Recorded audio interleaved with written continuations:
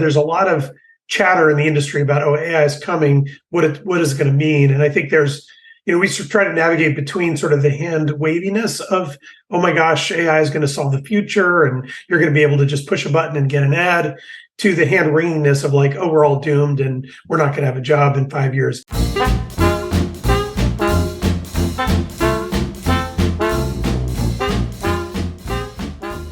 Hi, welcome to another episode. I am Brian Mattocks. With me today is John Elder from creative and marketing agency Supernatural. Welcome, John. Thank you very much, Brian. Happy to be here. John, if you could tell our listeners a little bit about where you're coming from and what you're doing, that'll help us get started in our conversation. Sure. Yeah. Like Brian said, I'm John Elder. I'm the CEO and co-founder of creative agency and consulting firm Supernatural, based in New York and San Francisco. We have been at it for about 2.5 years, and really one of the first agencies leveraging AI for developing creative advertising and consulting and doing consulting work. My background is in agency management and account management. I worked at creative agencies like Goodby. I had an agency I founded called Heat in San Francisco, sold that to Deloitte, and worked as a management consultant for 5 years before starting Supernatural in 2001. So tell me more about, obviously, the buzzword on everybody's lips, and you and I've spoken about it already, but let's talk about what that means, an AI-assisted creative agency. How does that work? Well, I think it works in a number of ways. We have built a platform, an AI and machine learning platform that the agency sits on. And what we've really done is like optimize the workflow. We know what it takes to create advertising, each of the steps. And if you think about the advertising business, so much of the advertising business has been transformed by technology, certainly in media, programmatic, direct response, social media marketing. But the creative industry really hasn't evolved that much from beyond like the Mad Men days in the 60s. The way ads get briefed in, get created, have in large part stayed the same. And if you watch Mad Men, you kind of get the gist of what it's like to create ads with probably less drinking and sex in the office, especially with remote work. So what we've done is we looked at, especially when we left Deloitte, we looked at kind of what we know about the challenges facing creative agencies, particularly the margin squeeze they're facing, and how technology might be used to help the industry navigate through, a classic margin squeeze environment.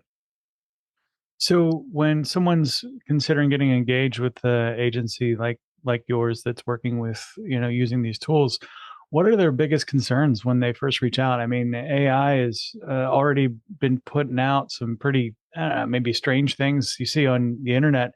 How, do you have folks come at you like, yeah, I want, we want some of this kind of assistance, but I definitely don't want the weird stuff. I mean, what does it look like when you start those conversations? Well, we get a lot of interest, and I think AI is certainly an interesting inflection point that generates a lot of excitement or interest from clients. I think I would say by the time clients get to us, they're less, sort of freaked out, but really curious. As you said, there's a lot of chatter in the industry about, oh, AI is coming, what is it going to mean? And I think there's, we sort of try to navigate between sort of the hand waviness of, oh my gosh, AI is going to solve the future and you're going to be able to just push a button and get an ad, to the hand wringiness of like, oh, we're all doomed and we're not going to have a job in 5 years. The way we look at it is AI is like a power tool. And, if you think about hiring a contractor, he could use a handsaw or he could use a table saw. One of them is more precise, maybe a little bit more accurate, certainly faster. Both take crafts. You still need a craftsperson to operate either. And I think it's sort of like people worried about their futures for AI is sort of like a carpenter being worried that if he doesn't do it saw by hand, he's going to be out of a job. It's still going to need talented people to get really good breakthrough work out in the world. So I think clients are curious, and where we use AI is throughout the workflow. It isn't, we started this 2.5 years ago, and while we didn't know about ChatGPT specifically or all the generative tools that are out there now, what we did know is that there were billions of dollars being invested by the likes of Google and Microsoft, OpenAI, all those other companies. We weren't going to compete with that as a couple of people ad veterans starting, a new agency. So what we chose to do is really as I said, like really analyze the workflow and figure out where AI can accelerate, automate, remove a little bit of friction from people's jobs, starting with sort of gathering data to develop insights, then moving on to like how do you get to a strategy. Then you come up with the creative idea, and then implementing a creative idea in production and out in the media channels. AI can do a lot beyond generative stuff. So we've created an algorithm that we use to help sift through strategy, where it pulls from our data sources. We've ingested the last 25 years of academic research about what makes effective advertising, all the work from Binet and Fields, How Brands Grow by Byron Sharp, Cannes Effectiveness Ladder, really jam-packed with data to surface the kinds of things that people are most interested in. Creative, to get to a great creative idea, machines cannot set objectives. They're not great at creating things that haven't been done before. And that's where real creativity and sparks come from. But it can muse you along. It can get you off the schneid and give you some thought starters. But you're really going to need talented creative people to bring ideas to life. You can use it for a lot of automating. So when you need to resize things and things like that, you can just pick up the pace. So in general, what we do is use AI and machine learning and other technologies to reduce friction, accelerate the workflow, and have people do more of what they like in their job and less of what they don't. So I love that sentiment. And I think one of the things that really stands out to me is, that advertising, the process that goes all the way from pre-creative through to, through idea genesis and then on to actual production and post-production. Of the places where that sort of ROI comes out, where is the lowest hanging fruit for most of the folks you've worked with? Well, for our clients, I think it is, likewise this is not using AI to come up with the next great, brand campaign idea. It is using it to automate things where it takes a lot of man hours and you get not as much value potentially out of it by doing, kind of the drudgery. I think there's a number of components. And when we looked at it, we thought, wow, boy, advertising is really, it kind of stinks for the people who have to work in it, the clients who have to buy it, and consumers who have to view it. And if you could just go back to making it more relevant and interesting, that would be better for everybody involved. So for clients, they look at it. So we have a hospital client, the Christ Hospital Health Network, Cincinnati, Ohio. And we've worked with them using it in a lot of their internal communications, a lot of their, newsletters and, emails from the CEO, things like that. And for them, it is sort of a zero-sum game. They have a fixed budget, and they can either spend money on marketing or on patient care. And obviously, you need to have a balance. But they look at it as they're not trying to eliminate people's jobs. They want to maximize the amount of emphasis they can put on patient care. So anything they can pick up in terms of cost savings or time savings, creating things that people, instead of staring at a blank email and writing the new email of the week, you can have AI just really accelerate the process. So I think a lot of the lower hanging fruit are in things like internal communications, certainly data gathering and analysis. We find that a lot. Most of our engagements start with sort of like audience identification and analysis, as you typically would do. The classic agency would go like, you work with a new client, you figure out, okay, what is unique about that audience? What are the kinds of things they care about? What are their interests and attitudes on a variety of topics? How do they make decisions? How do we influence those decisions? You can do all that manually. You can go look at things like brand index. You can go on your, third-party quantitative data set, pull out of that. You can pull things manually, but manual work, one, takes time, and two, is not as consistent. So we've programmed that into our platform. So when we work with a new client, within 24 hours, we can pull in things that used to take a week for a smart strategist to pull together, not because it needed them to be smart, just because it's very manual. So it sounds to me like you're going to get a ton of agility out of that you wouldn't normally get as well. Does that mean that, you're talking about, heralding a new age of much more responsive, creative development?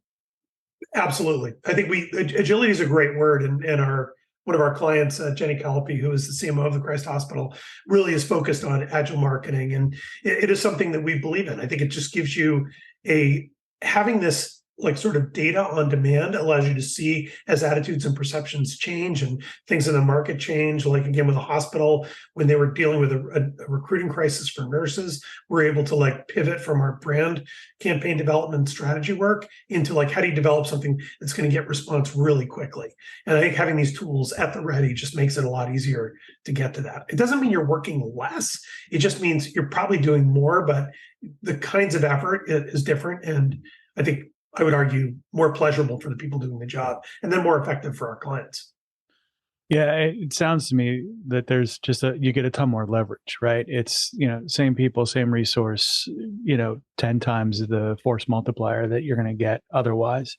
And I think, that leads to the natural next question then is, as your comms, internally, externally gets more effective due to some of these tools, we're now also facing a bit of a problem, and they talk about it a lot with the web specifically, but I'm sure it's going to impact creative as well, and advertising and all of that.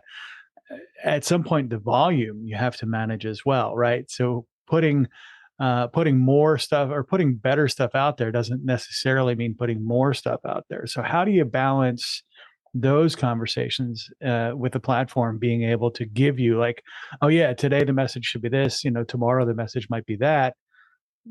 You don't want to put out 70 messages a day either. That's not going to help. So how do you balance all that? Well, you bring up a couple of good points, Brian. I think one is we have been in sort of an industry of more for the last couple of decades, and probably since really the advent of like the .com boom and digital marketing and all that stuff. And I think this has been challenging for clients in that their budgets haven't necessarily increased, but they've had to output a lot in a lot more channels and feed these channels. So I think that's been part of the reasons that sort of for creative agencies, clients are a bit more fragmented in what they have to deliver on. And it isn't about putting more. To me, it goes back to relevancy. And I think that's where our platform really gives clients an edge, because you understand, and I think when I got back in advertising, years ago, it was really about, I really believed in the power of creativity, and that the idea that a creative idea doesn't have to cost more than a boring non-creative idea, but it can make a big difference for brands. And what makes it creative? I think it's like, obviously the creative firepower of coming up with something like really unique that maybe hasn't been done before, but tied closely to what people care about. And I think in the last several decades, you've had people like, since I've been in the business, people say advertising doesn't work on me. I'm not influenced by that. But, oh man, did you see that ad that was done by Colin Kaepernick? Or what happened to that Bud Light ad that was done? Like, oh, that's crazy. So I think nobody wants, advertise. Nobody wants to be influenced by advertising. I think, but I think when you deliver something that people care about, that's kind of the service that you're bringing. And I think for us, we just want to get back to that. For whatever, whether you're looking for a new doctor, or you're looking to, book a trip, or, buy like cold brew coffee, connecting you with a brand you care about in a way that's meaningful to you has made the difference. So it is about being relevant to the audience. And I think the audience just wants you to like acknowledge what they care about, and then they'll, pay you with their consumer dollars. Yeah. And so there's from a high level, that's great. When it comes to the tactical step by step, I want to learn a little bit more. I think the data analytics stuff becomes the early, easy, and almost obvious place to really for a lot of folks to engage. From there, and on the post production side, it gets easy. Oh yeah, we need it in 75 different formats, and you push a button, and out comes the stuff. That middle process where you do have that creative element, is there room for AI in that part as well? I mean, there's been study after study. AI is not as creative. It's much more like a reprocessor, or a reformulation. It reminds me of mixtapes back in the day, right? Doing that kind of remixing and stuff. If it is engaged in that creative process, where and what role do you see that in? Well, I think it is not going to be the catalyst for the creative ideas, but I think it's going to help creative people bring to life what might be a nascent creative idea in new and different ways. I mean, in the same way that is Photoshop creative? Does it make you creative? Like you used to do things on, tissues and then have a mechanical artist put them together. Photoshop doesn't make you creative. You have to be talented, but it also but it does help you present things in a way that looks and feels finished. And I think AI is going to do a lot of that, but it will muse you along and maybe provide some stimulation for, what if you had a cat wearing a, pair of goggles on a surfboard? Like that is probably not a good creative idea. But if you can visualize that, does that help you figure out how to muse your idea along? Yeah, it's going to be 10 times better if he's on a skateboard, not a surfboard. Exactly. And it kind of reminds me of I'm sure you played Scrabble, right? When you play Scrabble, sometimes it makes sense just to shuffle up the tiles on your board to get different exposure potentials. Is that kind of what we're talking about? I think so. I think it's also going to, I think first of all, we started this 2 years ago and we had no idea about what generative AI was going to be, what it is today. I think the main thing that I can tell you with certainty is nobody knows what it's going to be like in 2 years from now. So like, what are the possibilities? What's the potential? Who knows? I think where it is today is it does give people have a spark of an idea and then they bring it to life. And that's, I think in terms of creativity, they've been doing that with, since oil painting was invented or, cave drawings, and people have been putting an idea down and then refining it. Is it just, again, I think it goes to like, it is a turbocharged power tool for people who have creative talent. I go back to, my partner's always give me a hard time because I all these old like quotes about when Sony came out with a Handycam and they interviewed Steven Spielberg and they're like, "Wow, are you worried because now everybody could be a movie maker?" And he's like, okay, first of all, if you think just having a camera is going to make you a movie maker, you're probably not mistaken. He's like, I do think what it's going to do is give access to people in corners of the world that never would have a chance, and you'll probably see some pretty good things that somebody makes just by having the. But it's not because of the camera. That's the vehicle to get the talent that they have inherently out there. So I think his point is like, I'm not concerned that everybody else could make a movie because, Handycams have been out for 30, 40 years and we've not had too many Jaws and ETs made by anybody other than Steven Spielberg. So I think it is really just a power tool for talent. And I think right now it's so exciting because it looks and feels so different. 6 months from now, generative AI, I'm fully prepared for it to be kind of boring. That like you can create the cat on the surfboard visual, and people are gonna be like, "Yeah, your 3-year-old's gonna be creating that probably." Yeah, I want to put that in context though too, in that the one thing that the AIs are never really going to be able to do is be a valid and conscientious custodian of a brand, right? They can't say that fits and doesn't fit. They can give you, they can shuffle the tiles, they can come up with different concepts, but there's always going to be somebody at the helm that says like, that's not the right brand image. That's not the right presentation for the consumer market. Data may say otherwise, but we don't want to ever go that route. There's somebody there that's moral and ethical, and they're just making those decisions. And that's always going to be the case, right? Well, I think it's nuanced. So first of all, I think we firmly believe that human in the loop is the only way to go. You need a human every step of the way to vet it, because the machine will come up with really good analysis of data, but you need a human to tell the story. Is there going to be a point where you can get the AI to start developing a compelling narrative presentation? Probably, but a human is still going to be there to augment it, to enhance it, and embrace it. I think there are things you can do, and we're starting to experiment this with some clients now. With every client, what we first do is build a custom-made audience model on AI on our platform that pulls in from all these different data sources and personifies the audience. And what you can see is a visual of what this person might look like. A lot's been done to improve the visual capability, and you can actually talk to it. You can type in questions. It'll show you if you are a, young Latino Gen Z person looking for a new cell phone, and the client might be Verizon, you can go in and look at what does that look like, and then have a conversation. How do you choose? How important is what the service your friends use to buying a new phone or getting a new service? You can get a lot of back and forth, which is pretty cool and pretty mind-blowing.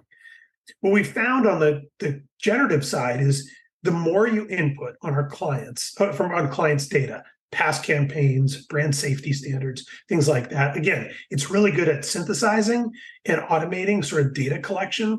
It can be trained on the most, like, what brands care about. We work with Zipcar quite a bit, and we've actually gotten our generative model trained on all the Zipcar strategy work we've done, all the brand information we have, and it can write headlines. So does it ever write, like, what we've never seen it write a headline that's completely off the deep end, that is like a brand safety issue. But 100%, you're always going to need a human. And I think what we look at it is sort of like, it takes like a writer from being just looking at a blank sheet of paper or a blank screen and writing a bunch of things to being an editor. So yes, you're always going to need somebody for brand safety, just like in large corporations. You have brand safety departments that are making sure, because even sometimes the humans make mistakes. Yeah. So I think the machines aren't going to make mistakes, but you're never going to be able to train them in the nuances of what's going on in the world. So last question before we start to wrap up here. And John, I want to ask for the folks that are out there considering bolstering their ads with some, bolstering their advertising models with some form of AI. Is there a place to get started before they engage a professional? Should they be running out to GPT and typing in like what they think their ICP is and good luck? Or, I mean, where's some easy entry points for footholds? And then when should they engage a firm like yours? Well, I think, first of all, the way to get started is to get started. That is half the battle. And I think for a lot of people, there is a lot of angst and concern. And the way to sort of get over that is to get an understanding of how these things work, because it is less intimidating once you get there. So absolutely, I would go to try ChatGPT, I try Bard, try a couple of different ones of those, read up a little bit on prompting, because we'll hear a lot of like, oh, well, you can get, your platform to write Zipcar headlines. I can get that from ChatGPT. It's like, okay, but do you have the prompt engineering to do that? Do you have the data that's supporting it? Do you have the advertising effectiveness research? Like, it's sort of like, again, it's like saying, I have Microsoft Word, I can write, the next great American novel. Like, okay, but you haven't. Like, so again, you need it's that monkeys or the typewriter thing, right? Enough exactly. of them in a room long enough and they'll come out with Shakespeare. But AI is so new, and it's in such its infancy that there really aren't a lot of experts out there. I think what there are, like, it's better that more people just get involved, watch some YouTube videos, play around with it and see what you get out of it. Try things like, making a menu for a dinner party and recipes and putting together a shopping list, and just show how some of your day-to-day tasks might be made easier. And then sort of it takes the mind to like, oh, wow, I can really do things that require analysis and come up with some good ideas. And I need a Christmas gift for my spouse or kids or whatever. It's great for those things. So I would start with that. And then I think I struggle because it's sort of like you could still do media planning without a computer, right? You could still do campaigns without a computer. Like, you can do that. It's just like, do you want things that are a bit more precise, where the information is like thoughtfully pulled together through a filter? And that's all AI does. I think it's not a panacea or a magic button, but what it does is get you there a lot more efficiently, a lot quicker. And all of our clients have just seen like outsized results from what they're experienced. So yeah. I have a harder time understanding the reason why you wouldn't get started. No, that's fair. When should somebody engage a firm like yours? I think if you are, I think what we're hearing from a lot of our clients are sort of like Web 1.0 clients that have been around for a while, like clients like Kayak or Zipcar. We work with Edmunds, Edmunds.com, car research site, and really, I think for them, they've seen a lot of value because they know their audience. They're digital businesses, but they know them demographically. And we've had, clients like our Edmunds client and Zipcar clients both, who said, like, they came to us saying, we know who our target is. Here's the information. They give us the data. And when we give them back, they both the CMOs have said to me, you've given us such a much more nuanced view of our audience, how they make decisions, like who they are as people, how they think, that doesn't do anything other than help us make more relevant communication. So I think if you're sort of a brand that really wants a deeper look at who your audience is your current audience your best audience for growth? And if not, like, how do you define that audience? How do you plan a migration path from your current audience to the more profitable audience of the future? I think if you're interested in really getting into data-driven decision making, that those kind of clients tend to do really well with AI because they can initially see the benefit right off the bat. Hmm. I think that's useful and useful context for the folks that are listening that might be kind of on the verge of those kind of conversations. So, John, as we exit here, I have one last question, and it's probably it's a three-parter, more or less. So, if you could tell our listeners here or viewers, what are the three biggest lessons you picked up along the way to become the success you are in the marketing and advertising space? That would be super helpful.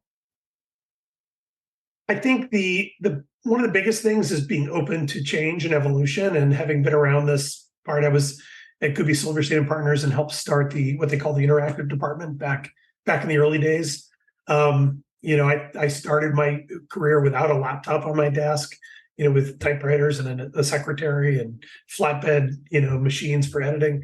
I think just be open to evolution and change, and don't fear it. Just embrace it, learn from it, and figure out things are, like one of the lessons in life is things are never going to be as good as you think they might be, and things are also never going to be as bad as they might be. They're going to fall somewhere in the middle. So just embrace it and go along for the ride. I think one of the second things is, I think for advertising and marketing, success comes in really serving and honoring both your clients and the target. Come up with ways to be relevant and to provide a service. Advertising sort of started as the way to stand in, and branding started as the way to stand in for, when the salesperson couldn't be there every time. What does your brand stand for? And I think it should be thought of as like, how do you serve your customers better, both from a B2B standpoint with your clients, but also, you treat them with respect. You find out things they're interested in. You listen to what they're saying more than talking, contrary to this podcast, and you just work with that. And then I think the third thing that is never going to change is the people matter. Technology is great, but you really have to, the care and feeding of your own people, training people, being a mentor, helping people along the way is something that I've always taken to heart. And, hopefully the people that have worked with me would attest to that. Awesome. John, thank you so much. Thoroughly appreciate you being on the show today. And I'm definitely want to hear more. Maybe we'll try and circle back here in a year or so and see how much of the world has changed by then. I'm sure there will be changes we cannot yet imagine. Thanks, Brian. Really appreciate it.